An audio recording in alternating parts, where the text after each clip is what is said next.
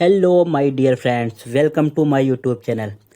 हम सब मिलकर सॉल्व कर रहे हैं यूपीएसआई 2025 के मैथमेटिक्स के सिलेक्शन सीरीज को।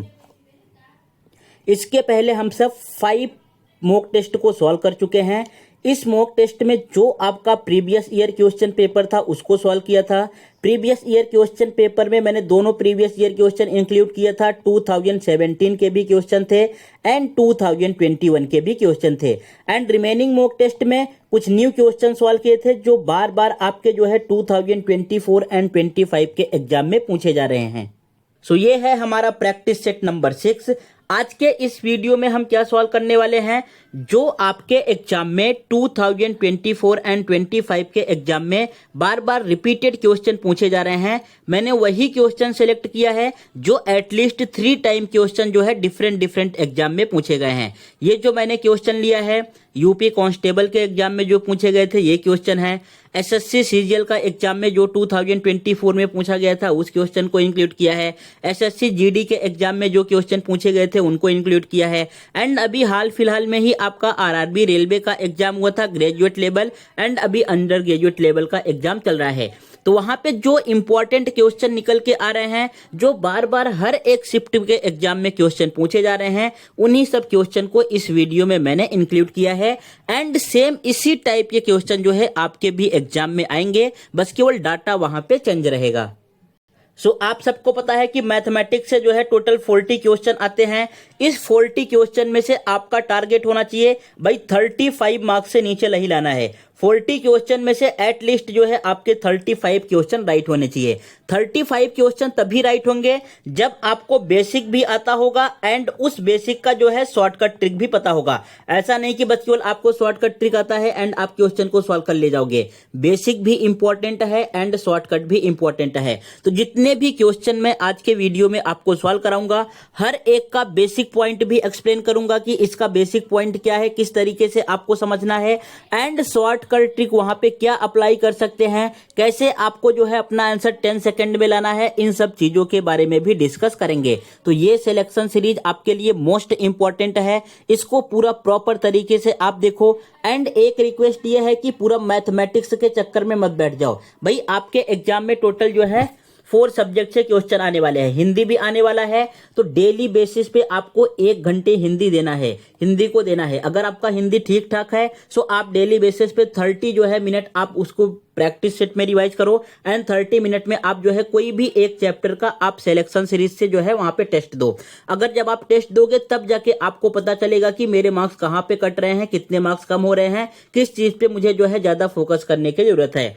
डेली बेसिस पे जो है आप जीके जीएस को जो है कम से कम 2 घंटे दो। 1 घंटे में आपको रीजनिंग एंड स्टैटिक 1 घंटे में आपको जो है current affair and static GK complete करना है। 1 घंटे में प्रॉपर तरीके से उसको कंप्लीट करो डेली बेसिस पे। एंड जो 1 घंटे बच रहा है उसमें से 30 मिनट रिवीजन को दो एंड 30 मिनट जो है प्रैक्टिस सेट को दो। मॉक टेस्ट वहां पे लगाओ, सेक्शन मॉक टेस्ट लगाओ कि भाई आज मैंने जो है हिस्ट्री का लगा दिया है, कल सिविक्स का लगाऊंगा, फिर ज्योग्राफी का लगाऊंगा। इस तरीके से आपको करना है एंड प्रीवियस ईयर क्वेश्चन को ध्यान में रखते हुए आपको मैथ्स को जो है डेली बेसिस पे 3 घंटे देने हैं।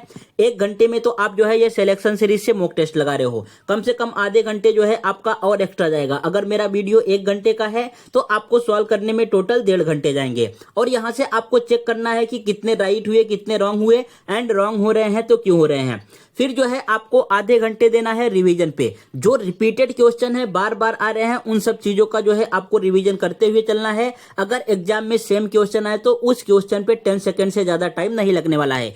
एंड आधे घंटे में जो है आपको जो टॉपिक आपका वीक है, जैसे इसमें फिक्स टॉपिक है, यहाँ पे जो है सिंपल इंटरेस्ट, कंपाउंड इंटरेस्ट से 2 क्वेश्चन पूछे जाएंगे तो उसको रिवाइज कर लो। Arithmetic progression, geometric progression, AP GP जिसको बोलते हैं समांतर एंड गुणोत्तर श्रेणी, उससे जो है 1 से 2 क्वेश्चन पूछे जाएंगे, फिक्स है, तो आप जो है उसको रिवाइज कर लो। नंबर सिस्टम से जो है आपसे 3 से 4 क्वेश्चन पूछे जाएंगे तो उन सब चीजों को रिवाइज कर लो। डेली बेसिस पे आपको 30 से 45 मिनट किसी भी एक चैप्टर के बेसिक को कंप्लीट कर लेना है एंड फोकस आपको करना है अपने कैलकुलेशन वाले पार्ट पे। आपका कैलकुलेशन बहुत इंपॉर्टेंट होना चाहिए। एटलीस्ट आपको 20 तक पहाड़ा लर्न होना चाहिए, 50 50 तक जो है स्क्वायर लर्न होना चाहिए एंड 20 तक जो है आपको क्यूब नंबर लर्न होना चाहिए। आपको विभाजकता का नियम आना चाहिए, यूनिट डिजिट किस तरीके से देखते हैं ये आना चाहिए। अगर इतनी चीजें आती हैं तो ये मान के चलो मैथ्स और रीजनिंग आपका बहुत ही परफेक्ट तरीके से जाएगा। अगर आपको मैथ्स आता है तो 80% रीजनिंग आप विदाउट कुछ किए भी सॉल्व कर सकते हो।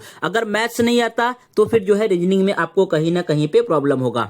सो आइए बढ़ते हैं अपने पहले क्वेश्चन की तरफ। ये है आपका फर्स्ट क्वेश्चन। जैसे ही आपके सामने क्वेश्चन आए वीडियो को पॉज करना है एंड फर्स्ट जो है 10 से 20 सेकंड में आपको खुद से ट्राई करना है मैं सॉल्व कर पा रहा हूं या सॉल्व कर पा रही हूं कि नहीं। क्वेश्चन में क्या बोला है, आपके पास 3 नंबर है 144, 192 एंड 216। इसका हमें चौथा समानुपाती संख्या फाइंड करना है, it means fourth proportion find करना है। तो इस टाइप के क्वेश्चन जो है आपके एग्जाम में पूछे जाते हैं। क्या क्या पूछा जा सकता है भाई, आप जो है फर्स्ट प्रपोर्शन फाइंड करो। सेकंड क्या पूछा जा सकता है, आप जो है मीन प्रपोर्शन फाइंड करो। एंड सबसे ज्यादा इंपॉर्टेंट मीन प्रपोर्शन जो ही होता है मध्यानुपाती, इस पे आप स्टार मार्क कर लेना। थर्ड क्या पूछा जा सकता है, आप थर्ड प्रपोर्शन फाइंड करो। एंड फोर्थ में क्या आएगा, ये जो है आपके पास जो दिखा है फोर्थ प्रपोर्शन फाइंड करो। ये जो है सेकंड एंड फोर्थ वाला mean proportion and fourth proportion maximum आपके एग्जाम में इन्हीं से क्वेश्चन पूछे जाते हैं। तो एक बार मैं पूरा बेसिक आपको इसका एक्सप्लेन कर देता हूं, फिर आप किसी भी टाइप का क्वेश्चन आए तो आप फटाफट सॉल्व कर पाओगे।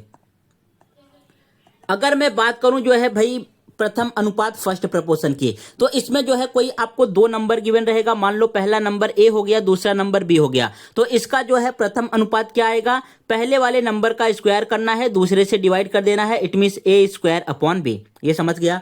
अगर आपसे मध्यानुपात पूछे, मीन प्रपोर्शन पूछे, जो हर एक एग्जाम में पूछा जाता है, आपके एग्जाम में भी मैक्सिमम चांसेस है इसी से क्वेश्चन आएगा।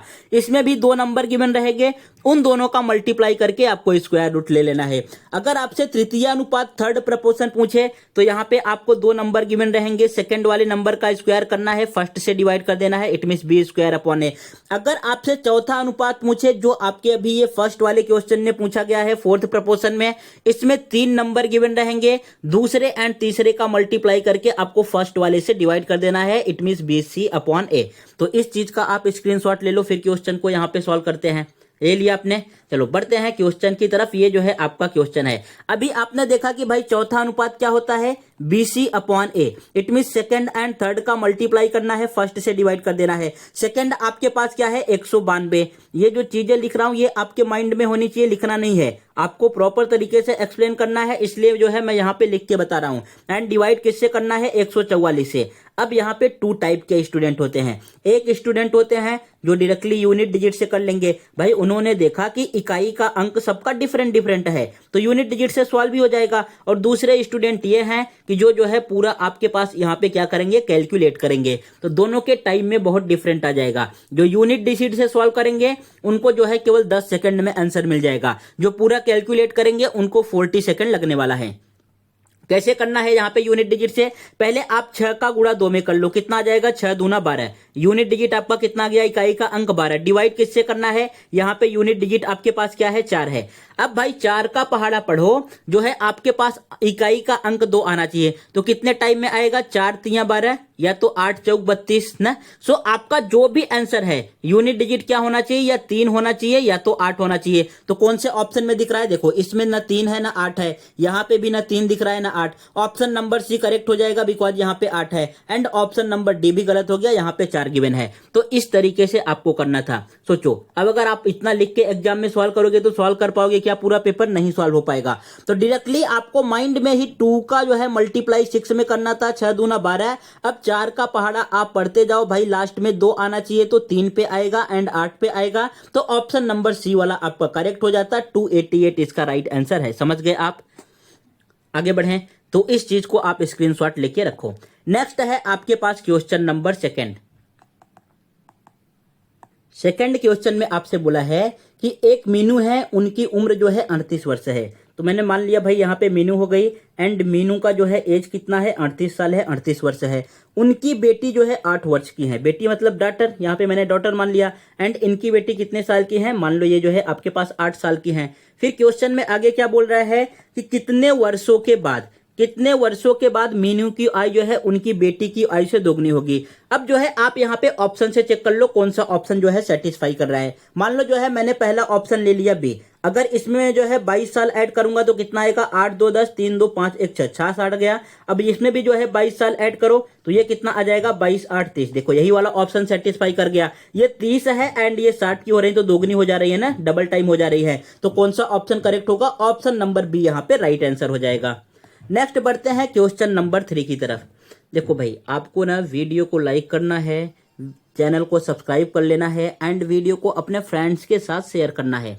यहाँ पे सेम वही कंटेंट आपको मिलेगा जो आपके एग्जाम में पूछे जाएंगे एंड डायरेक्टली ऐसा ही क्वेश्चन जो है आपके एग्जाम में आने वाला है। बस केवल मैं प्रीवियस ईयर पे ही फोकस नहीं करता कि आप प्रीवियस ईयर सॉल्व करते जाओ एंड एग्जाम में बैठो तो जो है वहां पे पता चले उस टाइप का क्वेश्चन ही नहीं आया। बिकॉज जब 2017 में एग्जाम हुआ था तो वहां पे स्टैटिक्स से, प्रोबेबिलिटी से, इससे क्वेश्चन जो है भर भर के पूछे गए थे। 2021 के एग्जाम में आया ही नहीं। तो जो बच्चे वो पढ़ के गए थे उनका तो जो है वहां पे प्रॉब्लम हो गया। तो सेम इसके लिए हर एक टॉपिक पे आपको फोकस करना है, कोई भी छोड़ना नहीं है। तो उसके हिसाब से ही मैं मॉक टेस्ट यहाँ पे आपके लिए बनाता हूं। हर एक टॉपिक से जो है क्वेश्चन देखने को मिलेंगे एंड प्रीवियस ईयर भी रहेंगे, जो आपके लेटेस्ट एग्जाम चल रहे हैं उनके भी क्वेश्चन रहेंगे एंड यहाँ पे न्यू क्वेश्चन भी आपको देखने को मिलेगा। सो यहाँ पे क्वेश्चन नंबर 3 में क्या बोला है, ये टाइम एंड वर्क से पूछा है।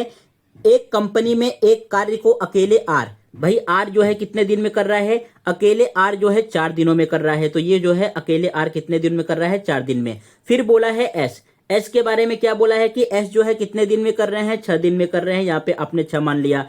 उस काम को जो है अकेले टी, टी जो है कितने दिनों में कर सकते हैं, टी जो है 18 दिनों में कर रहे हैं। ये फर्स्ट आपका कंप्लीट हो गया। यदि वे तीनों मिलके काम करें, अब जो है काम किससे कराना है भाई साहब, तीनों को मिला देना है। आर भी काम करेंगे, एस भी काम करेंगे, टी भी काम करेंगे। तीनों मिल जाए तो कार्य को जो है पूरा कितने दिनों में कर लेंगे, आपको 2 दशमलव तक बताना है यहाँ पे। अब जरा बताओ ये कितना इजी क्वेश्चन दिया है एंड सेम ऐसे क्वेश्चन जो है आपके प्रीवियस ईयर एग्जाम में आए हुए हैं। यहाँ पे क्या करना है, पहले 4 का, 6 का एंड 18 का हमें एलसीएम लेना है। ऐसा कौन सा नंबर है जो 4 से भी कटता हो, 6 से भी कटता हो, 18 से भी कटता हो। तो 18 का टेबल जरा पढ़ो आप। 18 दूना 36 जो है, 36 जो है 4 से कट जाएगा क्या, हाँ भाई 4 से भी कट रहा है। देखो 4 के टेबल में जो है 36 आता है, यस आता है। कितने टाइम में, 9 टाइम में। एंड जो है 36 6 से भी कट जाएगा, 6 36 एंड जो है 36 18 से भी कट जाएगा, 18 दूना 36। ये जो आपको दिख रहा है बच्चों ना 36, ये क्या है, ये टोटल वर्क है, आपका पूरा कार्य है। एंड ये जो 9 6 2 दिख रहा है ना, इसको हम बोलते हैं एफिशिएंसी। क्या बोलते हैं, एफिशिएंसी। एफिशिएंसी का मतलब होता है कार्य करने की क्षमता। आर जो है एक दिन में कितना काम करता है, 9 काम करता है। एस जो है एक दिन में कितना काम करता है, एस जो है 6 काम करता है। टी एक दिन में कितना काम करता है, टी जो है 2 काम करता है। हमसे पूछा क्या है कि इन तीनों को एक साथ मिला देना है। ये जो है टोटल काम कितना करना है, टोटल काम तो आपके पास 36 ही रहेगा ना, ये 36 दिख रहा है। एंड जो है एक दिन में ये लोग मिलके कितना काम करते हैं, एक दिन की बात करो, ये जो है 9 कर रहा है एंड ये 6 कर रहा है। 9 1 10 5 15 15 एंड 16 एंड 17, मतलब जो है एक दिन में ये मिलके 17 काम कर रहे हैं। तो काम जो है कितने दिन में कंप्लीट हो जाएगा, 17 दूना 34। इट मीन्स 2 पॉइंट समथिंग जाएगा। तो option number A and C eliminate हो गए। अब आ गया 17 दूना 34। कितना बचा है आपके पास, 2 बचा है। सामने जो है 0 आएगा, 17 1 के 17। इट मीन्स पॉइंट के बाद 1 आना चाहिए। तो ऑप्शन नंबर बी वाला करेक्ट आंसर हो जाएगा। ऑप्शन नंबर डी भी यहाँ पे रॉन्ग है। इस तरीके से आपको क्वेश्चन करना है एंड ये फिक्स है कि टाइम एंड वर्क से आपके एग्जाम में 1 से 2 क्वेश्चन पूछा ही जाएगा। बहुत ज्यादा इजी भी क्वेश्चन नहीं पूछा जाता है, बहुत ज्यादा मॉडरेट भी जो है नहीं पूछा जाता, मतलब बीच का क्वेश्चन पूछा जाता है ना। बहुत ज्यादा हार्ड पूछेंगे ना बहुत ज्यादा इजी, ऐसा क्वेश्चन पूछेंगे कि थोड़ा सा आपको कैलकुलेशन उसमें करना ही पड़ेगा। तो करेक्ट आंसर क्या आ गया, ऑप्शन नंबर बी। नेक्स्ट बढ़ते हैं क्वेश्चन नंबर 4 की तरफ। क्वेश्चन नंबर 4 में क्या बोला है, यहाँ पे बोला है कि भाई एक शताब्दी ट्रेन है जो 700 किलोमीटर 5 घंटे में तथा अन्य 1012 किलोमीटर 11 घंटे में तय करती है। ये मान लो आपके पास आ गया शताब्दी ट्रेन। अब शताब्दी ट्रेन क्या कर रही है भाई, चल रही है। चल कैसे रही है, पहले 700 किलोमीटर, पहले जो है 700 किलोमीटर गई है। इसमें जो है इसको कितना टाइम लगा है, 5 घंटे। कितना टाइम लगा है, 5 घंटे में भाई 700 किलोमीटर चली गई। फिर जो है दूसरा भी ट्रेवल किया है 1012 किलोमीटर। जो अगला 1012 किलोमीटर है इसको कितने घंटे में ट्रेवल किया है, इसको जो है 11 घंटे में ट्रेवल किया है। यहाँ पे आपसे फाइंड क्या करना है, पूछा क्या है, यहाँ पे बोला है कि औसत गति बतानी है मीटर अपॉन सेकंड में। अब जरा यहाँ पे आप ध्यान दो, देखो ये भी किलोमीटर आवर में गिवन है, आवर में गिवन है, ये भी किलोमीटर में गिवन है, ये जो है आवर में गिवन है। हमें आंसर किस में फाइंड करना है, मीटर अपॉन सेकेंड में फाइंड करना है। मीटर अपॉन सेकेंड में फाइंड करने के लिए हम क्या करते हैं, मल्टीप्लाई 5/18। हर एक मॉक टेस्ट में आपको मैं ये एक्सप्लेन करता हूं। अगर किसी भी चीज को मीटर अपॉन सेकेंड में कन्वर्ट करना है, किलोमीटर आवर में गिवन है, तो 5/18 से आप मल्टीप्लाई कर दो, आपके पास मीटर अपॉन सेकेंड में आ जाएगा। बोलो हाँ कि ना, इतना बातें आपको समझ गई। सो यहाँ पे आपको फाइंड करना है इसका एवरेज स्पीड क्या आएगा। अब जरा बताओ स्पीड का फॉर्मूला क्या होता है। स्पीड का फॉर्मूला तो आपको पता ही है, स्पीड इज इक्वल टू क्या आता है, distance upon time. It means total कितना डिस्टेंस जो है ट्रेन ने ट्रेवल किया है एंड टोटल उसको कितना टाइम लगा है, ये होता है average speed. Total distance upon total time. भाई टोटल डिस्टेंस कितना है, टोटल डिस्टेंस 700 ये गया है एंड जो है 1012 ये गया है। इन दोनों को ऐड कर लो, टोटल टाइम कितना लगा है, 5 घंटे यहाँ पे लगा है एंड 11 घंटे यहाँ पे लगा है। इसी चीज को हमें डिवाइड करना है। जब आप इसमें जो है इसको ऐड करोगे तो यूनिट डिजिट आएगा 2, यहाँ पे आ जाएगा 1, यहाँ पे आ जाएगा 1 एंड ये आएगा 7 एंड यहाँ पे आ जाएगा 1। 1712 एंड 11 5 कितना होता है, 16। ये 16 के टेबल से डिवाइड हो जाएगा क्या, देखो यहाँ पे कितना आने वाला है, 16 1 के 16, एक बाकी है, सामने एक है, मतलब जो है ये नहीं जा रहा है, 0 बढ़ा है, 16 सत्ते, हाँ, तो 107 आ गया। अब ये 107 देख के आप जो है ऑप्शन नंबर डी पे टिक मत कर देना एंड आगे मत बढ़ जाना कि ऑप्शन नंबर डी वाला राइट है। जैसे ही टिक कर दोगे आके घर पे तो ऐड कर लोगे कि भाई मैंने ये तो क्वेश्चन सही किया था, लेकिन आपका जो है आंसर बाद में आएगा तो देखेगा कि गलत है। क्यों गलत है, बिकॉज ये अभी किस में आया है, किलोमीटर आवर में आया, किस में आया है, किलोमीटर आवर में। एंड आंसर आपको किस में फाइंड करना है, आंसर फाइंड करना है मीटर अपॉन सेकेंड में। सो मीटर अपॉन सेकेंड में कैसे हम फाइंड करते हैं, जो आया है उसमें 5/18 से गुणा कर दो। 107 आया है, 107 गुणे 5/18। कौन सा ऑप्शन करेक्ट होगा, ये तो आएगा नहीं, ऑप्शन नंबर डी भी नहीं आएगा। अब यहाँ पे डिनोमिनेटर में देखो 5, इसका मतलब क्या गिवन है ना, ये ठीक से टाइप नहीं हो पाया है, 385 एंड 1/5। ये जो है मिक्स फ्रैक्शन में गिवन है, मिश्रित भिन्न में गिवन है। यहाँ पे 29 एंड 13/18 कुछ ये इस तरीके से गिवन है। देखो नीचे क्या आना चाहिए, नीचे 18 आना चाहिए, यहाँ पे जो है 18 है और यहाँ पे भी 18 दिख रहा है, तो कौन सा ऑप्शन करेक्ट होगा, ऑप्शन नंबर सी यहाँ पे राइट हो जाएगा, ऑप्शन नंबर बी रॉन्ग हो जाएगा। अगर नहीं समझ रहा है तो पूरा सिंप्लीफाई कर लेना, मल्टीप्लाई कर देना, आपके पास सेम आंसर आएगा, ऑप्शन नंबर सी। समझ गया, आगे बढ़े। चलो नेक्स्ट क्वेश्चन है आपके पास, क्वेश्चन नंबर 5। हर एक बार जो है 3D डायग्राम से या 2D डायग्राम से एक या दो क्वेश्चन पूछे ही जा रहे हैं, तो इन सब चीजों पे आपको फोकस करना है। इसमें क्या पूछा है, समान त्रिज्या वाले, भाई रेडियस जो है आपके पास क्या है, सेम है, समान त्रिज्या वाले एक शंकु एंड एक बेलन का आयतन समान है। हाँ, एक शंकु है एंड एक बेलन है, उन दोनों का वॉल्यूम आयतन क्या है, समान है एंड रेडियस भी क्या है, समान है। तो इनकी ऊंचाइयों का अनुपात आपको बताना है कि भाई साहब उनके हाइट का रेशियो क्या आएगा, ये पार्ट जो है आपको बताना है। तो हर एक बार जो है मैं बेलन को एंड शंकु हर बार जो है इसी से क्वेश्चन पूछा जाता है, तो मैं एक्सप्लेन कर देता हूं। इस बार भी जो है मैं पूरा आपको बेसिक एक्सप्लेन कर दे रहा हूं, इसका स्क्रीनशॉट लेके आपको रखना है। ये आपको फर्स्ट दिख रहा है शंकु एंड सेकंड वाला दिख रहा है आपको बेलन। पहला क्या है शंकु, दूसरा क्या है बेलन। तो कुछ जो है इस तरीके से इनका डायग्राम आता है, आपने स्क्रीनशॉट ले लिया ना या बुक में नोट डाउन कर लो। एंड ये हो गया आपके पास बेलन। इसको ये जो तिरछी वाली लाइन दिख रही है इसको हम बोलते हैं स्लांट हाइट, मतलब तिरछी ऊंचाई, एल से डिनोट करते हैं। ये जो बीच में आपको डॉटेड लाइन दिख रहा है इसको बोलते हैं ऊंचाई ढाई, एल से एच से डिनोट करते हैं। एंड ये जो आपको नीचे दिख रहा है इसको हम बोलते हैं त्रिज्या, आर से डिनोट करते हैं रेडियस। एंड यहाँ पे ये हाइट के बीच में एंड रेडियस के बीच में 90 डिग्री का एंगल आता है, कोण आता है। अगर मुझसे कर्व सरफेस एरिया पूछे, जिसको शॉर्ट फॉर्म में CS से बोलते हैं, कर्व सरफेस एरिया हिंदी में बोलते हैं वक्र पृष्ठीय क्षेत्रफल, तो कैसे निकालते हैं, πRL। टोटल सरफेस एरिया पूछे तो πRL+R। अगर आयतन पूछे जो अभी आपके जो क्वेश्चन में यूज होगा 1/3 πR²H। अगर तिरछी ऊंचाई का वैल्यू पूछे √H² + L²। आधार का क्षेत्रफल पूछे πR²। आधार का क्षेत्रफल मतलब ये वाला जो पार्ट आपको दिख रहा है, इस वाले पार्ट को बोलते हैं आधार का क्षेत्रफल। सेम जो है ऐसे आप इसमें बेलन में भी समझ लो। यहाँ पे जो है आपके पास ये जो ब्लैक कलर वाला दिख रहा है इसको बोलते हैं ऊंचाई या हाइट, H से डिनोट करते हैं। ये जो आपको ब्लू कलर में दिख रहा है इसको बोलते हैं रेडियस या त्रिज्या, R से डिनोट करते हैं। एंड ये जो नीचे वाला पार्ट दिख रहा है आपको, ये है आपका आधार। गॉट इट, इतना समझ गया, आगे बढ़े। अब जो है यहाँ पे क्वेश्चन में क्या पूछा जा सकता है, वक्र पृष्ठीय क्षेत्रफल वाइफ याद करो तो इसका फॉर्मूला क्या होता है 2πr/h। अगर संपूर्ण पृष्ठीय क्षेत्रफल पूछे तो इसका फॉर्मूला क्या होता है 2πr in bracket r plus h। अगर बेलन का आयतन पूछ ले तो πr²h। अगर आधार का क्षेत्रफल पूछे मतलब इस वाले पार्ट का क्षेत्रफल क्या आएगा तो πr²। अगर जो है हमसे CSA and TSA curve surface area total surface area का रेशियो पूछ ले तो क्या आएगा, ऊपर आएगा h नीचे आएगा r प्लस h। समझ गया, इतना स्क्रीनशॉट ले लिया आपने। आगे बढ़े अभी। अब देखो क्वेश्चन को आपको सॉल्व करना है। भाई क्वेश्चन में क्या पूछ रहा है, क्वेश्चन में ये बोला है कि बेलन जो है और शंकु है, शंकु का जो है क्या होता है 1/3 πr²h। ये जो है आपके पास आ गया शंकु। इसका जो है वॉल्यूम किसके इक्वल है, बेलन के इक्वल है। बेलन का क्या होता है πr²h। क्या होता है πr²h। देखो ये पाई से तो पाई कैंसल आउट हो जाएगा बिकॉज वैल्यू सेम है।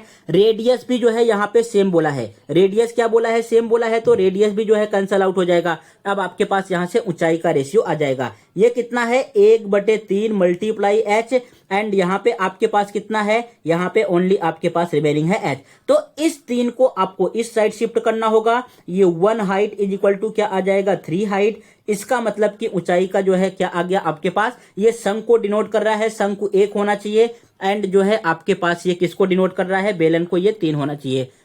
तो किसके बारे में पूछा है, समान त्रिज्या वाले शंकु और बेलन का आयतन समान है तो उनकी ऊंचाइयों का अनुपात। देखो 1:3 कहीं नहीं गिवन है तो कौन सा ऑप्शन करेक्ट होगा, ऑप्शन नंबर बी वाला करेक्ट हो जाएगा 3:1।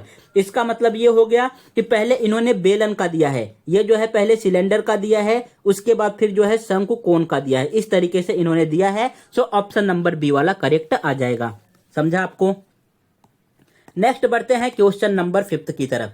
क्वेश्चन नंबर 6 है आपके सामने और ये मोस्ट इंपॉर्टेंट क्वेश्चन है। इस बार जो है ऐसा क्वेश्चन एसएससी सीजीएल के भी एग्जाम में पूछा गया था, आरआरबी का जो अंडर ग्रेजुएट का लेवल एग्जाम हो रहा है वहां पे भी आया था एंड जो है आपके पास जो ग्रेजुएशन लेवल का एग्जाम हुआ था वहां पे भी आया था। सेम ऐसा क्वेश्चन जो है एसएससी जीडी में भी आया था एंड इस बार जो है चांसेस है आपके भी एग्जाम में इस टाइप के क्वेश्चन देखने को मिलेंगे। सो इस क्वेश्चन को कैसे सॉल्व करते हैं, मिक्सचर एंड एलिगेशन एक नाम का चैप्टर है, आपने पढ़ा ही होगा उसको। यहाँ पे सेम जो है रूल अप्लाई करते हैं, एलिगेशन से ये क्वेश्चन आपका सॉल्व हो जाएगा।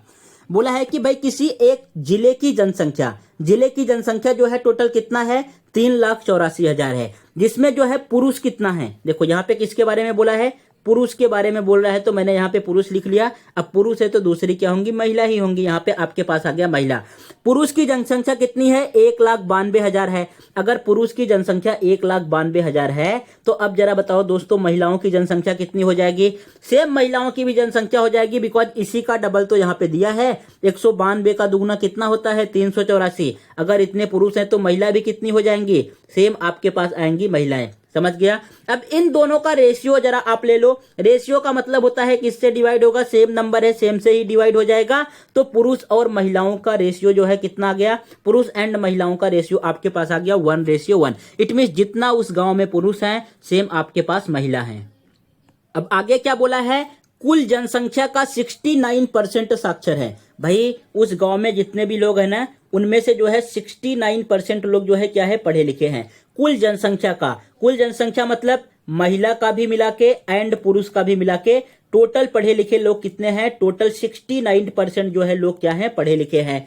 फिर आगे बोला है कि यदि 53% पुरुष साक्षर हैं। भाई पुरुषों के बारे में बता दिया कि पुरुष जो है कितने साक्षर हैं, 53% ही ऐसे लोग हैं जो पढ़े लिखे हैं। उस गांव में 53% ऐसे लोग पुरुष हैं जो पढ़े लिखे हैं। तो हमसे महिलाओं का पूछा है, इस चीज का पूछा है। तो देखो ये बहुत ही इजी है, कैसे करते हैं यहाँ पे चेक कर लो। ये 53 गिवन है एंड ये 69 गिवन है। तो ये 69 से कितना कम है, अगर आप माइनस करोगे तो यहाँ पे आ जाएगा 6, ये 6 आ गया एंड ये आ जाएगा 16। इसका मतलब कि 16% की यहाँ पे कमी दिख रही है पुरुषों में। जो टोटल है, टोटल कितना है 69 है, 69 में से 53 माइनस किया 16 आ गया। तो जो महिलाएं हैं ना 69 से 16% ज्यादा रहेंगी। एक कम रहेगा, ये ध्यान में ऑलवेज आपको रखना है एंड दूसरा ज्यादा रहता है। अगर ये वाला जो है टोटल से कम है, टोटल 69 है तो ये 53 है, टोटल से कम है। तो जो महिलाएं आएंगी टोटल से जो है, जितना ये पुरुष वाला कम है उतना जो है महिलाएं ज्यादा रहेंगी। इन दोनों को ऐड कर दोगे तो अभी क्या आने वाला है, 9 1 10 5 15 6 1 7 और 1 8। इसका मतलब आ गया कि उस गांव में 85% महिलाएं जो है पढ़ी लिखी हैं। तो कौन सा ऑप्शन करेक्ट हो जा, ऑप्शन नंबर सी। और मुझे लगता है कि ये तो इंडिया का गांव फिर कोई नहीं होगा, ये कहीं बाहर कंट्री का पूछ रखा है। 85% जो है महिलाएं यहाँ पे क्या रहेंगी, पढ़ी लिखी रहेंगी। समझ गया। तो ये जो है एलिगेशन से क्वेश्चन इस टाइप के सॉल्व करते हैं। बहुत ज्यादा टाइम लगेगा तो 30 से 35 सेकंड में आप सॉल्व कर पाओगे। नेक्स्ट बढ़ते हैं नेक्स्ट क्वेश्चन की तरफ। देखो ये क्वेश्चन में क्या बोला है, ये क्वेश्चन आपसे पूछा गया है इंटरेस्ट से, या तो सिंपल इंटरेस्ट का हो सकता है या कंपाउंड इंटरेस्ट का। क्वेश्चन को रीड करो। केशव ने 5400 रुपए की राशि निवेश करता है। भाई साहब एक केशव है, केशव ने जो है कितने रुपए निवेश किए हैं, केशव ने जो है 5400 रुपए निवेश किए हैं। दूसरा जो बोल रहा है तुषार ने 10,200 रुपए, एक तुषार हो गए, तुषार के पास ज्यादा पैसा है तो ज्यादा इन्वेस्ट करेंगे, 10,200 रुपए इन्होंने इन्वेस्ट किए। समान वार्षिक साधारण ब्याज की दर से किस पे इन्वेस्ट कर रहे हैं, सिंपल इंटरेस्ट साधारण ब्याज की दर से इन्वेस्ट कर रहे हैं। इतना तो समझ गया आपको ना। उसके बाद नेक्स्ट आगे क्या बोला है कि दर से निवेश करते हैं। यदि 3 वर्षों की अंत में तुषार को केशव से 3600 रुपए अधिक ब्याज मिलता है तो ब्याज की दर बताना है। वो तो समझ जाओगे आप किस तरीके से करना है। यहां पे बोला है कि जो भाई साहब आपके पास तुषार हैं, इन तुषार को जो है केशव से जब लास्ट में 3 साल के बाद इन दोनों को ब्याज प्राप्त होता है ना, तो तुषार को जो है कितने रुपए अधिक मिलते हैं, 360 रुपए जो है तुषार को ज्यादा मिले। कितने रुपए ज्यादा मिले, ये 360 रुपए ज्यादा मिले। ये तुषार को 360 रुपए ज्यादा क्यों मिले हैं, बताओ जरा। तुषार को 360 रुपए ज्यादा क्यों मिले हैं, बिकॉज तुषार ने जो है ज्यादा पैसे लगाए हैं। कितने ज्यादा पैसे लगाए हैं ये जरा एक बार निकाल लो। आपको 10,200 में से ये जो मैं लिख के दिखा रहा हूं इसको आपको माइंड में करना होता है, 5400 रुपए माइनस कर देना है। यहाँ पे माइनस करोगे तो कितना आएगा, 0 0 एंड यहाँ पे आ जाएगा 8 एंड ये जो है आपके पास कितना आएगा, 9 बचेगा, 5 माइनस करोगे 4। तुषार ने भाई साहब 4800 रुपए ज्यादा इन्वेस्ट किए थे। केशव से कितने रुपए ज्यादा इन्वेस्ट किए थे, 4800 रुपए। और ये जो 4800 रुपए ज्यादा किए हैं ना इन्वेस्ट, इसी की वजह से उनको 360 रुपए ज्यादा मिला है। तो अब बताओ यहाँ से रेट ऑफ इंटरेस्ट आप फाइंड नहीं कर सकते क्या। आपके पास प्रिंसिपल कितना गिवन है, 4800 गिवन है। प्रिंसिपल कितना दिख रहा है, 4800 गिवन है। इस पे जो है रेट ब्याज कितना मिल रहा है, 360 रुपए। और यहाँ पे रेट ऑफ इंटरेस्ट निकालना है, टाइम आपके पास 3 साल गिवन है, डिवाइड कर दो 100 से। इस तरीके से आपके पास फटाफट आ जाएगा। बस केवल समझने का है। क्वेश्चन की लैंग्वेज आपको समझ में आ रहा है तो आप 30 सेकंड में सॉल्व कर लोगे। क्वेश्चन का लैंग्वेज नहीं समझ में आ रहा है तो उसी में आप कंफ्यूज रहोगे। 0 से 0 कैंसल आउट हो जाएगा। और जो है ये वाला पार्ट जो है आपको ऊपर दिख रहा है, यहाँ पे आएगा नीचे। इट मीन 48 गुणे आ जाएगा 3, ये हो जाएगा आर का वैल्यू। यहाँ पे देखो बोला है कि भाई दर प्रतिशत में ज्ञात करना है एंड ये पॉइंट में गिवन है। तो कैंसल आउट कर दो, ये कितना आएगा, 3 1 के 3, 3 दूना 6 एंड यहाँ पे 0। अब हमें 48 को 120 को जो है 48 से डिवाइड करना है। तो किससे कैंसल आउट हो रहा है, 4 से। 4 3 12, 30 बटे 4 1 के 4 एंड ये 4 दूना 8। जब 12 से डिवाइड करोगे 12 दूना 24, मतलब 2% जा रहा है। सो 2% जा रहा है तो कौन सा ऑप्शन करेक्ट होगा, ऑप्शन नंबर सी वाला राइट आंसर आ गया। तो इस तरीके से जो है आपको इस क्वेश्चन को सॉल्व करना था। एंड ऐसे बहुत सारे क्वेश्चन आपके एग्जाम में पूछे जा चुके हैं एंड पूछे जाते रहेंगे। नेक्स्ट बढ़ते हैं क्वेश्चन नंबर 8 की तरफ। देखो भाई आपके एग्जाम में जो है इससे भी क्वेश्चन आता है, डायरेक्शन से भी क्वेश्चन आता है, मैथ्स में काउंट करते हैं तो उनको छोड़ नहीं देना है। मैथ्स के साथ ही जो है डायरेक्शन को भी सॉल्व करते चलो। जितने भी क्वेश्चन आते हैं सेम यहाँ पे सॉल्व करते हुए हम चलेंगे। इसमें क्या बोला है, एक दिन रेखा जो है पूर्व की दिशा की ओर मुंह करके खड़ी है। भाई साहब ये आपकी हो गई रेखा। अब रेखा जो है किस डायरेक्शन में मुंह करके खड़ी है, पूर्व की। ये जो है आपको पूर्व को डिनोट कर रहा है। उसके बाद रेखा ने क्या किया, रेखा के माइंड में कुछ बातें आई, फिर उसने जो है 90 डिग्री क्लॉकवाइज, यहाँ पे आप लिख दो क्लॉकवाइज, ये आपके पास आ जाएगा क्लॉकवाइज। एंड दूसरे में आप लिख दो भाई साहब ये क्या हो गया, anti clockwise. Got it. Rekha ने क्या किया, 90 डिग्री जो है क्लॉकवाइज मुड़ गई। अब 90 डिग्री क्लॉकवाइज मुड़ गई तो मुड़ने दो उनको। फिर उसके बाद 45 डिग्री एंटी क्लॉकवाइज मुड़ गई। वहां से 90 डिग्री तो पहले क्लॉकवाइज मुड़ी, फिर 45 डिग्री जो है एंटी क्लॉकवाइज मुड़ रही है। उसके बाद फिर से 90 डिग्री जो है दाई ओर, दाई ओर का मतलब क्या दिया है, क्लॉकवाइज। फिर से दाई ओर जो है क्लॉकवाइज मुड़ जा रही है। अब बताना है रेखा का मुंह जो है किस दिशा में है। तो ऐसे क्वेश्चन को कैसे सॉल्व करते हैं दोस्तों, पहले क्लॉकवाइज को ऐड कर देंगे। यहाँ पे कितना आ गया 180, एंटी क्लॉकवाइज कितना गिवन है 45 डिग्री गिवन है। इन दोनों का डिफरेंस निकाल लेंगे, माइनस करोगे कितना आएगा 40 माइनस करोगे 140, 5 माइनस करोगे 135। इट मींस रेखा जो है फाइनली 135 डिग्री घूमेंगी। कहां पे घूमेंगी, जो ग्रेटर है, कौन सा ग्रेटर है, क्लॉकवाइज। क्लॉकवाइज डायरेक्शन में रेखा जो है 135 डिग्री घूमेंगी एंड क्लॉकवाइज डायरेक्शन से रेखा को 135 डिग्री घुमा दो। अब रेखा को यहां से भाई घुमा दो, जो है ये पूर्व की तरफ मुंह करके खड़ी थी। अब जो है पहले आप 90 डिग्री घुमाओ, 90 डिग्री क्लॉकवाइज में घुमाओगे जो है दक्षिणावर्त डायरेक्शन में, तो ये आ जाएगा। इसको हम क्या बोलते हैं, इसको बोलते हैं दक्षिण। कौन सा डायरेक्शन है, दक्षिण। फिर से जो है आपको 45 डिग्री और घुमाना है, टोटल 135 डिग्री मूव कराना था। सो 90 तो हो गया है, 45 डिग्री करेंगी तो ये जो है आधे पे ही रुक जाएंगी, यहाँ पे आ जाएगा। तो इसको कौन सा डायरेक्शन बोलेंगे, देखो ये तो आपके पास आ गया दक्षिण, एंड ये वाला डायरेक्शन क्या होता है, ये होता है पश्चिम। मतलब यहाँ पे क्या आ जाएगा, दक्षिण पश्चिम। दक्षिण पश्चिम मतलब क्या होता है, ये आ जाएगा साउथ वेस्ट। कौन सा ऑप्शन करेक्ट है, ऑप्शन नंबर बी यहाँ पे राइट आ जाएगा। सो इस टाइप के क्वेश्चन जो है 2017 के एग्जाम में पूछे गए थे, समझा आपको। तो ये हो गया क्वेश्चन नंबर 8 का सॉल्यूशन। नेक्स्ट बढ़ते हैं क्वेश्चन नंबर 9 की तरफ। क्वेश्चन नंबर 9 भी जो है एवरेज स्पीड से पूछा गया है, दिख रहा है कि नहीं आपको, देखो यहाँ पे लिखा है ना, एवरेज स्पीड का क्वेश्चन है। बोला है कि एक व्यक्ति कोलकाता से अहमदाबाद 78 किलोमीटर गति से जाता है। भाई एक व्यक्ति है, उसको जाना है कोलकाता से अहमदाबाद, तो उसकी स्पीड कितनी है 78 किलोमीटर प्रति घंटा। उसी मार्ग से 91 किलोमीटर प्रति घंटा की दर से कोलकाता लौटता है। अब चला गया तो वो रिटर्न भी आएगा, और जो है रिटर्न आते टाइम उसका स्पीड क्या है 91 किलोमीटर प्रति घंटा। तो पूरी यात्रा के दौरान उसका औसत गति, इट मींस एवरेज स्पीड बताना है। किसमें बताना है, यहाँ पे किलोमीटर पर आवर में बताना है। तो इसका मैं बेसिक एक्सप्लेन कर दूं, ये इंपॉर्टेंट क्वेश्चन है। देखो अगर कोई भी व्यक्ति हो गया, अगर मुझे एवरेज स्पीड जो है औसत चाल फाइंड करना है, कोई भी अगर व्यक्ति है सेम डिस्टेंस जा रहा है, कहां पे सेम डिस्टेंस जा रहा है, डिस्टेंस आपका सेम होना चाहिए। x किलोमीटर प्रति घंटा के हिसाब से जा रहा है एंड y किलोमीटर प्रति घंटा के हिसाब से वापस आ रहा है, तो उसका एवरेज स्पीड औसत चाल क्या होता है, औसत चाल होता है 2 × x × y in denominator x + y। मान लो ये जो है आपके पास कोलकाता हो गया, ये आपका अहमदाबाद हो गया। वो व्यक्ति जो है x किलोमीटर प्रति घंटा से गया एंड y किलोमीटर प्रति घंटा से वापस आया। अगर मुझे औसत चाल फाइंड करना है तो इन दोनों का x एंड y का मल्टीप्लाई करके इसमें 2 से गुणा कर देंगे, और हर में क्या लिखेंगे x + y, इन दोनों को ऐड करके लिख देंगे। ये जो है आप स्क्रीनशॉट लेके रख लो, ये बहुत ही इंपॉर्टेंट है, डायरेक्टली इसके बेस पे आपके एग्जाम में क्वेश्चन पूछे जाएंगे। आगे बढ़े आप, अब जरा इस क्वेश्चन को सॉल्व करो। अब तो आप फटाफट से सॉल्व कर लोगे। यहाँ पे आपके पास क्या गिवन है, 78 किलोमीटर प्रति घंटा के हिसाब से जाता है, मल्टीप्लाई 78 एंड 91 किलोमीटर प्रति घंटा के हिसाब से आता है, इन डिनोमिनेटर 78 + 91। और जब इसको आप सिंप्लीफाई करोगे तो कितना जाएगा, ये आएगा 2 × 78 × 91 एंड यहाँ पे हर में क्या आपके पास आने वाला है 8 1 9 9 1 10 6 16। देखो ये 159 आ गया। इसका मतलब कि भाई किससे डिवाइड होगा, ये 13 का जो है स्क्वायर है तो 13 से डिवाइड होगा। 13 तरह में 169, 13 छंग 78, ये जो है 6 बार आ गया। 13 सत्ते 91, सब कुछ कैंसल आउट हो गया। तो 6 दूना 12 सत्ते 84। कौन सा ऑप्शन करेक्ट होगा, ऑप्शन नंबर सी इसका राइट आंसर आ गया। तो इस टाइप का क्वेश्चन जो है ऐसे सॉल्व करते हैं। ये फॉर्मूला जो है अपने माइंड में फिक्स कर लो, अपने नोटबुक में नोट डाउन कर लो या स्क्रीनशॉट जो है इसका ले लो। नेक्स्ट बढ़ते हैं क्वेश्चन नंबर 10 की तरफ। देखो इस टाइप के भी क्वेश्चन जो है आपके पास जो रीजनिंग में पूछा जाता था, यहाँ पे मैथ्स में ही काउंट होगा।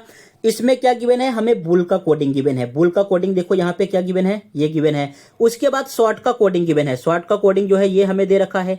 हमें फाइंड किसका करना है, टेंस का फाइंड करना है। तो अब जरा बताओ टेंस का कोडिंग क्या आएगा आपके पास। तो किस तरीके से गिवन है, ये हो गया आपके पास BULL, क्या लिखा है BULL।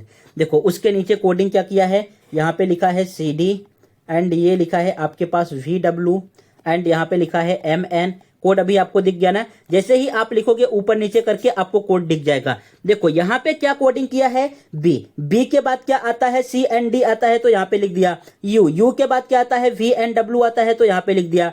L के बाद क्या आएगा, M&N आता है तो यहाँ पे लिखा। फिर से L के बाद क्या आएगा, M&N आता है तो यहाँ पे लिख दिया।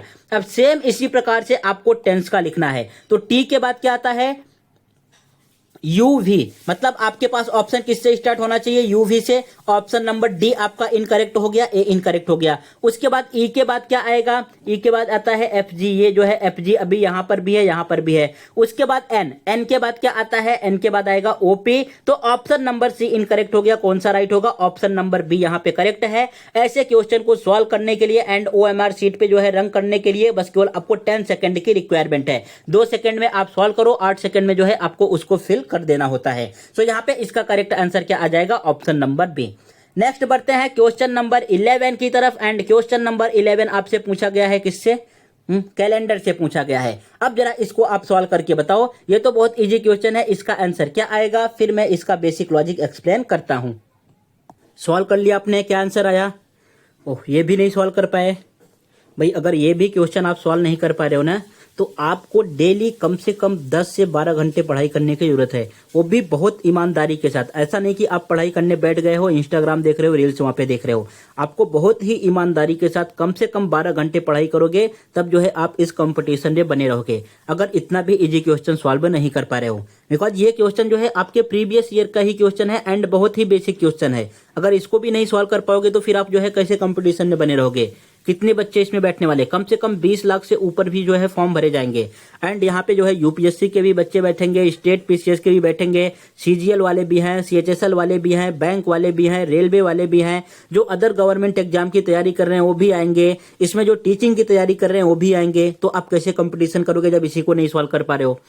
अभी कम से कम आप 12 से 13 घंटे डेली पढ़ाई करो, बहुत ही ईमानदारी के साथ, तब जाके कुछ हो पाएगा। अगर इस क्वेश्चन को भी आपने सॉल्व नहीं कर पाया तो देखो यहाँ पे क्या गिवन है? 10 मई को। भाई 10 मई को क्या है आपके पास? मैं यहाँ पे लिख दे रहा हूँ 10 मई को क्या है। यहाँ पे 10 मई के आपके पास कौन सा दिन है? 10 मई के आपके पास है मंडे।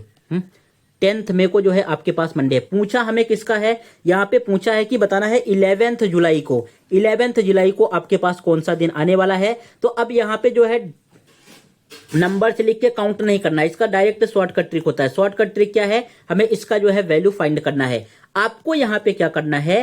पहले आप लिख लो ये मई वाला मंथ, गॉट इट। ये जो मैं लिख के दिखा रहा हूं इसलिए लिख के दिखा रहा हूं कोई आपको समझ जाए, बाकी एग्जाम में कुछ भी लिखने की जरूरत नहीं है। मई के बाद क्या आता है? जून आता है। जून के बाद क्या आएगा? जुलाई आएगा। तो इतना आपको तो समझ में आ जाएगा ना। अब जरा बताओ, मई जो है कितने महीने का दिन होता है? इसमें तो जो है 31 दिन आते हैं। जून कितने का होता है? 30। एंड जुलाई में आपको टोटल नहीं जाना है, जुलाई में जो दिया है ना उसी तक जाना है। 11 दिया है तो बस केवल 11 तक ही लेना है। तो यहाँ पे आपके पास आ जाएगा 11। इतना समझ गया? अब ये जो आपने इसको 31 लिखा है, इसको 31 भी नहीं लेना है, बिकॉज मई में तो 10 तारीख तो बीत ही चुका है ना। 10 के बाद ये गिवन है, तो अगर इसमें से 10 माइनस कर दोगे तो कितना दिन बचेगा? अगर जो है आप 31 में से 10 माइनस करोगे तो आपके पास बोलोगे 21 बचेगा। 21 बचेगा। अब यहां से आपको ऑड डेज निकालने होते हैं। क्या निकालने होते हैं? Odd days. ऑड डेज का मतलब क्या होता है? एक हफ्ते में टोटल जो है कितने दिन होते हैं ये तो आपको पता ही होना चाहिए। टोटल 7 ही दिन होंगे। तो जो भी आए हैं उनको आप 7 से डिवाइड करके चेक कर लो, आपके पास शेषफल क्या आएगा। जब इसको आप 7 से डिवाइड करोगे, 7 तिरिक 21, यहाँ पे 0 आ रहा है। प्लस जब आप 30 को 7 से डिवाइड करोगे, 7 चौक 28, कितना आ रहा है? 2 आ रहा है। जब आप इसको 7 से डिवाइड करोगे, यहाँ पे कितना आएगा? 7 1 के 7, उसके बाद फिर 5 11, 7 3 10 1 11, यहाँ पे कितना बच रहा है? 4 बच रहा है। टोटल आपके पास ऑड डेज कितने आ गए? यहाँ पे 6 आपके पास ऑड डेज आ रहे हैं, 6 ऑड डेज आ रहे हैं। अब ये जो आपको गिवन है, क्या गिवन है? यहाँ पे मंडे गिवन है। मंडे में 6 और ऐड कर दो। मंडे में 1 ऐड करोगे Tuesday, Wednesday, Thursday, Friday, Saturday, छठवां ऐड करोगे संडे। कौन सा ऑप्शन करेक्ट होगा? ऑप्शन नंबर यहाँ पे फर्स्ट वाला राइट आंसर आ जाएगा। ये जो कुछ मैंने आपको लिख के बताया बस केवल आपको समझाने के लिए लिखा है। एग्जाम में ये सब चीजें लिखना भी नहीं है। अगर लिखोगे तो आप सिलेक्शन से कोसों दूर हो जाओगे। ये सब चीजें बस केवल आपके माइंड में होना चाहिए, फटाफट चीजें। समझ गया आपको? सो क्वेश्चन नंबर 11 का आंसर आ गया आपके पास संडे। नेक्स्ट बढ़ते हैं क्वेश्चन नंबर 12 की तरफ। देखो ये भी इंपॉर्टेंट क्वेश्चन है। इस बार के जो है आरआरबी का जो ग्रेजुएट लेवल का एग्जाम हुआ, अंडर ग्रेजुएट लेवल का एग्जाम हुआ, हर एक जगह हर एक शिफ्ट में ये वाला क्वेश्चन आया है। तो ऐसे क्वेश्चन जो है आपके एग्जाम में पूछे जाते हैं। एंड ये फिक्स है, गारंटी है कि यूपीएसआई के एग्जाम में 1 से 2 क्वेश्चन जो है एलसीएम एंड एचसीएफ से देखने को मिलेगा। कितने क्वेश्चन? एलसीएम एंड एचसीएफ से जो है 1 से 2 क्वेश्चन देखने को मिलेगा ही मिलेगा। ये गारंटी है, इसको आप नोट डाउन करके रख लेना। चलो यहाँ पे इस क्वेश्चन में क्या बोला है भाई? इस क्वेश्चन में ये बोल रहा है कि 2 संख्याओं का लघुत्तम एलसीएम और एचसीएफ। हमें एलसीएम दिया है। एलसीएम जरा कितना दिया है उसको आप देख लो। एलसीएम हमें दिया है 1920 एंड इसका HCF हाईएस्ट कॉमन फैक्टर कितना दिया है, HCF आपके पास दिया है 4, ये हो गया HCF। उसमें से एक संख्या 60 है, मतलब कोई एक, मान लो पहली संख्या मैंने यहाँ पे लिख दिया, एक संख्या आपको क्या दे रहा है, एक संख्या आपको लिख के दे रहा है 60 है, तो हमें पता क्या करना है भाई, दूसरी संख्या क्या आएगी। ये क्वेश्चन जो है क्लास 7th से स्टार्ट हो जाता है सॉल्व करना, जो है 7th 8 9 का क्वेश्चन है। अब जरा बताओ इसका आंसर क्या आएगा। अगर आपको बेसिक नहीं आता तो मैं एक बार बेसिक बता देता हूं, लेकिन एक्सप्लेन नहीं करूंगा, आपको खुद से समझना होगा। जैसे मैंने यहाँ पे एक क्वेश्चन ले लिया, क्वेश्चन में क्या लिखा है कि भाई आपके पास जो है 10 और 15 का एलसीएम फाइंड करना है, एचसीएफ फाइंड करना है। एलसीएम फाइंड किया तो कितना आ गया, 30 आ गया। इसका एचसीएफ फाइंड किया तो एचसीएफ कितना आ गया, 5 आ गया। अगर मैं एलसीएम और एचसीएफ का मल्टीप्लाई करता हूं, लसा गुणे मसा करता हूं, तो कितना आएगा, 150 आएगा। 30 का गुणा 5 में करोगे 150। Got it? अगर मैं पहली संख्या और दूसरी संख्या का मल्टीप्लाई करता हूं, पहली संख्या 10 है, दूसरी संख्या 15 है, 15 दहम्मा कितना आ गया, 150 आ गया। देखो पहली संख्या का गुणा, पहली संख्या और दूसरी संख्या का गुणा कितना आ रहा है, 150, और एलसीएम और एचसीएफ का गुणा कितना आ रहा है, 150।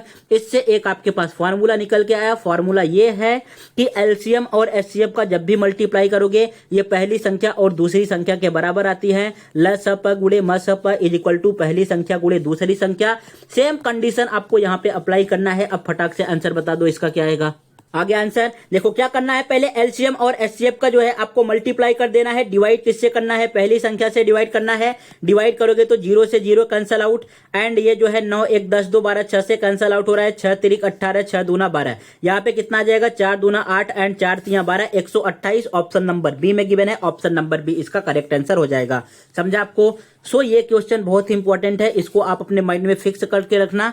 ये जो बेसिक है इसका स्क्रीनशॉट लेना चाहते तो स्क्रीनशॉट ले लो, अदरवाइज इससे अच्छा होगा कि आप अपने बुक में नोट डाउन कर लो, एंड ये फॉर्मूला जो है अपने माइंड में बिठा लो एंड बुक में इसको नोट डाउन कर लो। सेम ऐसे क्वेश्चन आपके बार एग्जाम में पूछे जाएंगे। कांस्टेबल के भी एग्जाम में आएगा एंड एसआई वाले भी एग्जाम में आएगा, दोनों एग्जाम में ये क्वेश्चन आते हैं।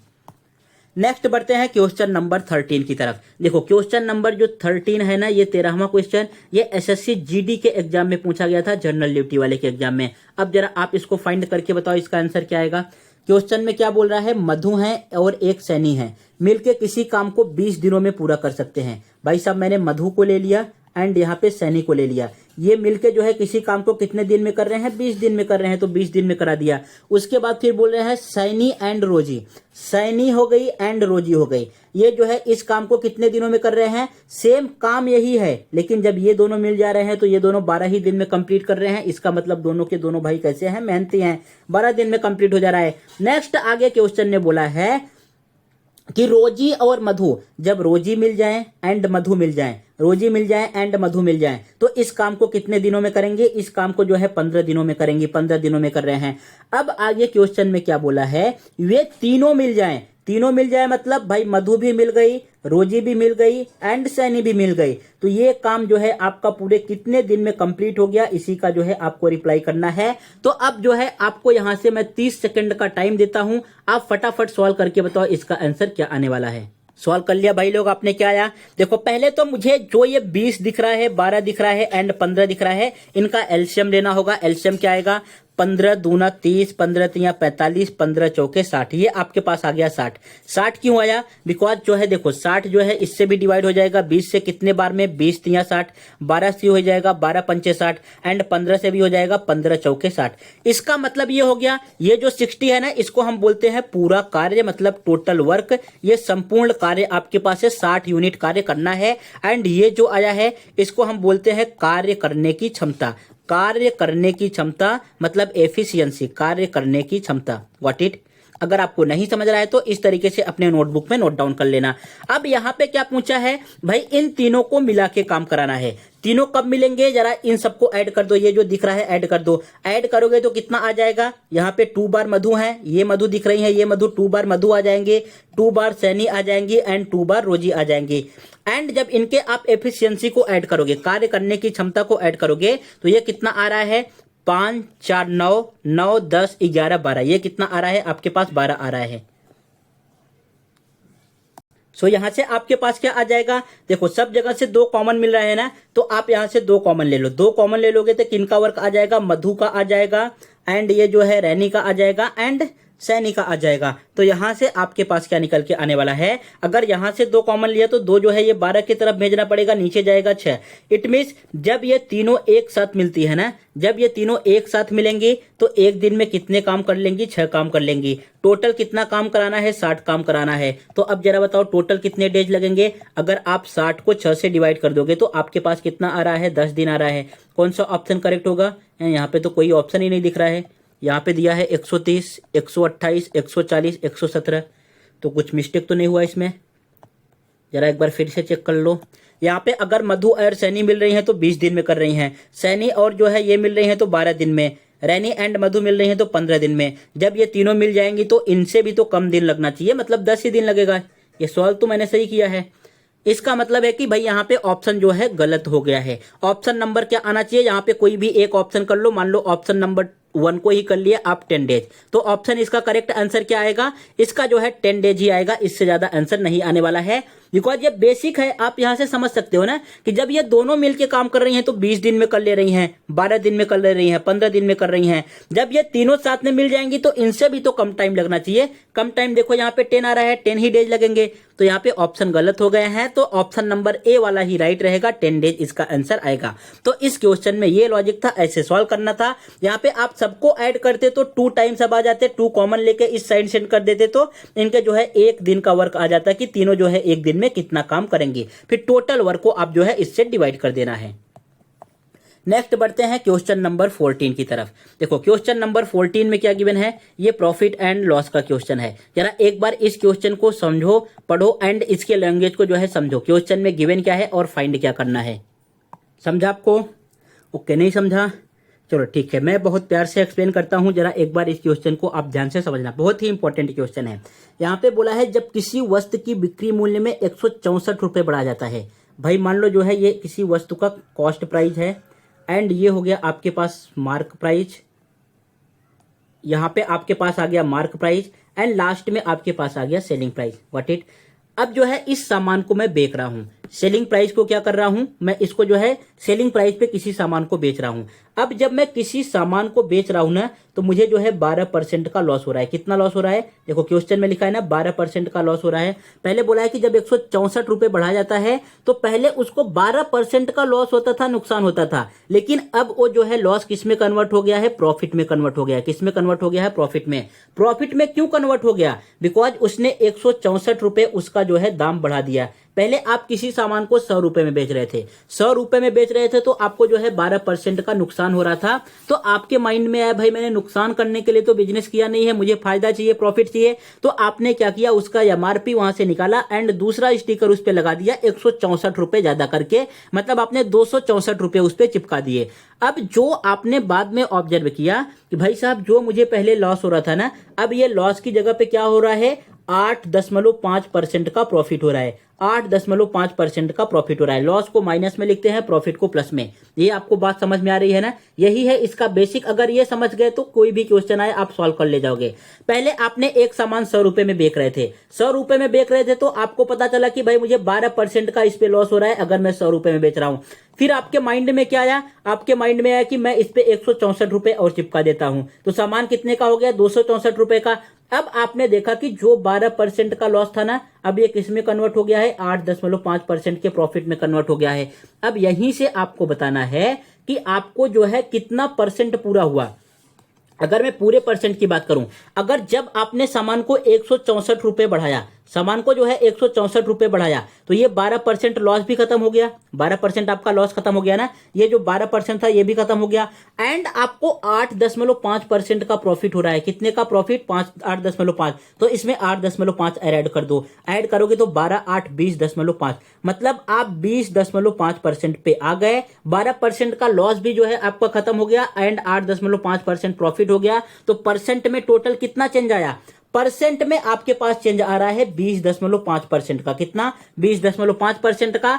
और इसी को रुपीज में इन्होंने दिया है 164 रुपए का चेंज आ रहा है। कितना, 164 रुपए जब आप बढ़ाते हो तो टोटल परसेंट में 20.5 का चेंज आ जाएगा। अब जरा बताओ ये कितने टाइम है, यहाँ पे आएगा 20 × 8 160 उसके बाद फिर 0.5 का 8 में गुणा करोगे, 8 पंचे 40 मतलब 4। ये जो है टोटल 8 टाइम कितना है, कितने टाइम गिवन है, 8 टाइम। हमें जो है फाइंड क्या करना है, कॉस्ट प्राइस। कॉस्ट प्राइस कितना होता है 100%। 100% का रेट फाइंड करना है, मल्टीप्लाई बाय 100, कितना आ जाएगा, ऑप्शन नंबर डी वाला इसका करेक्ट आंसर हो गया।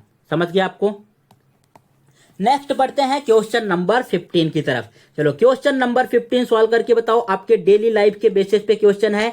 ऐसे क्वेश्चन जो है यूपी ट्रिपल एससी पेट के एग्जाम में बहुत पूछे जाते हैं। जो पटवारी का पेपर आपका होगा, इन सब का होगा, लेखपाल का पेपर होगा ना, तो उन सब क्वेश्चन में ऐसे क्वेश्चन बहुत ज्यादा पूछे जाते हैं। ये सेम जो है यूपी ट्रिपल एससी पेट के एग्जाम में आया था, सेम ऐसा क्वेश्चन जो है इस बार ये आरआरबी वालों ने भी पूछा है, एंड सेम ऐसा क्वेश्चन जो है एमटीएस के एग्जाम में आया हुआ है, एसएससी सीजीएल एमटीएस के एग्जाम में। तो ये किस टाइप से सॉल्व होगा भाई साहब, जरा एक बार आप ट्राई करो। पहले आपको ट्राई करना है 10 सेकंड में, फिर अगर समझ में आ रहा है तो और टाइम लो एंड पूरे क्वेश्चन को सॉल्व करो। नहीं समझ में आ रहा है तो वीडियो को ओपन करो एंड सॉल्यूशन देखो, समझो किस तरीके से होगा। सॉल्व कर लिया आपने, क्या आंसर आया।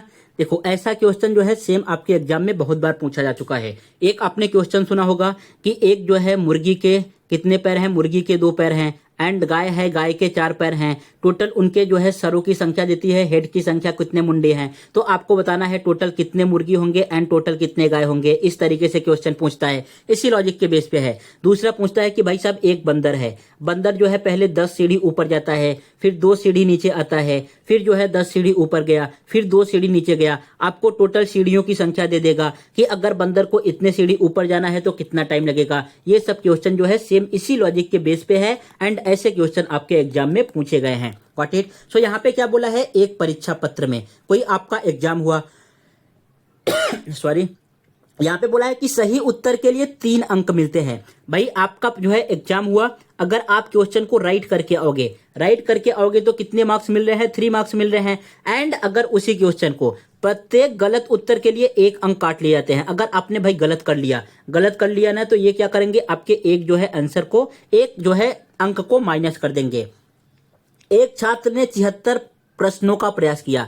कोई एक जो है विद्यार्थी है, मान लो आप ही है, आप जो है एग्जाम देने गए, टोटल जो है 76 प्रश्न सॉल्व किए और आपको 144 अंक मिले हैं। तो बताना है कि छात्र ने कितने प्रश्न का सही उत्तर दिया। ये तो आप जो है अपने हिसाब से भी सॉल्व कर सकते हो, अपने ऊपर लेके। यहाँ पे अगर आपने भाई 76 प्रश्नों का उत्तर सही दिया है, आप घर पे आए एंड तुरंत जो है कैलकुलेट करने बैठ गए कि अगर मैं 76 प्रश्नों का उत्तर सही दिया हूं, एक का मुझे 3 मार्क्स मिल रहा है, तो टोटल आपने मार्क्स काउंट कर लिया, 6 तिरिक 18, 7 तिरिक 21 एंड 1 22। मुझे 228 नंबर मिलने चाहिए। कितने मिलने चाहिए, 228 नंबर मिलने चाहिए। एंड गली में शोर मचा दिया कि इस बार मेरा सिलेक्शन हो जाएगा। लेकिन जब बाद में आंसर की आई तो पता चला कि भाई आपको 144 नंबर ही मिले हैं। कितने मिले हैं, 144 नंबर मिले हैं। तो अब जो है आपके कितने मार्क्स कट गए, जरा यहाँ पे देखो कितने मार्क्स कैंसल आउट हो गए। ये जो है यहाँ से 8 में से 4 माइनस करोगे, आपके पास कितना आ जाएगा, ये 4 आने वाला है। एंड 12 में से 4 माइनस करोगे, 8 आ जाएगा। आपके 44 मार्क्स जो है कितने हो गए हैं, कट गए हैं। 44 मार्क्स कट गए हैं। 44 मार्क्स कटेंगे, सॉरी 84 मार्क्स कट गए हैं। 84 मार्क्स ये क्यों कटेंगे, बिकॉज आपने प्रश्नों के उत्तर क्या दे दिए थे, गलत दे दिए थे। प्रश्नों के उत्तर कैसे दिए थे, गलत दिए थे, इसके लिए 84 मार्क्स जो है आपके कट गए हैं। अब हमें बताना है, एक जो है अगर आप क्वेश्चन गलत करोगे, अगर आपने कोई एक क्वेश्चन गलत कर दिया, अगर इसको सही करते तो कितने मार्क्स मिलते, 3 मार्क्स मिलते। लेकिन गलत कर दिया तो ये 3 मार्क्स मिलेंगे नहीं, और एक्स्ट्रा आपके 1 मार्क्स कट जा रहे हैं। एक्स्ट्रा 1 मार्क्स कट जा रहे हैं, मतलब टोटल कितने मार्क्स जा रहे हैं, 4। अगर आपने एक भी क्वेश्चन गलत किया बच्चों, तो टोटल जो है कितने मार्क्स का नुकसान हो रहा है, 4 मार्क्स। 4 मार्क्स क्यों हो रहा है, 3 तो आपके सही वाले चले गए, सही करते तो 3 मिलते तो वो भी चले गए। एंड जो आपने गलत कर दिया उसका पेनाल्टी लग गया, 1 मार्क्स उसके भी चले जाएंगे। टोटल 4 चले जाएंगे। तो इसको 4 से डिवाइड कर दो, ये कितना आ जाएगा, 4 दूना 8, 4 1 के 4। इसका मतलब ये है कि आपने 21 क्वेश्चन का आंसर गलत दिया था। कितने क्वेश्चन का, 21 क्वेश्चन का आंसर गलत दिया था। अब आपको जल्दबाजी में अगर मान लो कोई एक ऑप्शन 21 दिया होता तो 21 पे टिक नहीं लगा देना है, क्वेश्चन को ध्यान से देखना है, पूछना है छात्र ने कितने प्रश्न का उत्तर सही दिया। टोटल जो है उसने 76 ही सॉल्व किया था, 76 में से बेचारे के 21 गलत हो गए। कितने का जो है राइट गया, टोटल 55 क्वेश्चन का उसने आंसर सही दिया था। ऑप्शन नंबर डी इसका आ गया राइट आंसर। एंड ये था आज के मॉक टेस्ट का लास्ट क्वेश्चन। आपको भाई कमेंट बॉक्स में करके बताना है कि आपको जो है ये मॉक टेस्ट कैसा लग रहा है, आपको इसको पढ़ के कुछ फायदा हो रहा है कि नहीं, चीजें जो है आपको प्रॉपर तरीके से समझ में आ रही है कि नहीं।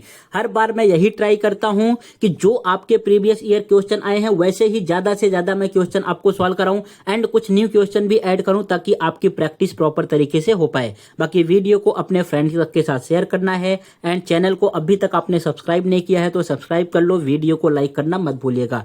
मिलते हैं नेक्स्ट वीडियो में। नेक्स्ट वीडियो में हम सॉल्व करेंगे 2017 एंड 2021 के जो प्रीवियस ईयर क्वेश्चन है उनको सॉल्व करने वाले हैं। Thank you.